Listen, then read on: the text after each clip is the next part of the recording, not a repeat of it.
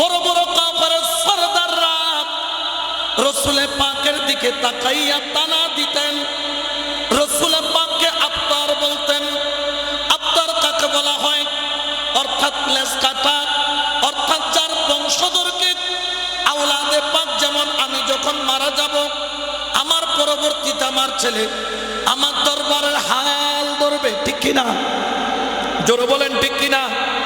যেমন মাইজভান্ডারে ওসিয়া গৌসুল আজম মাইজভান্ডারির পরে আমার গৌসুল আজম মাইজভান্ডারির আওলাদ, ওনারা 5 ভাই রয়েছেন। ওসিয়া গৌসুল আজম মাইজভান্ডারি কেবলা কাবার, যার মধ্যে যিনি হাল ধরেছেন, আপনারা যারা শাহ ইমদাদিয়া যান, হযরত শাহ সুফি সৈয়দ ইমদাদুল হক মাইজভান্ডারি মাদ্দাজিল্লুহুল আলীর হাতে বায়াত, উনি কি ধরেছেন? হাল ধরেছেন, বলেন না হাল।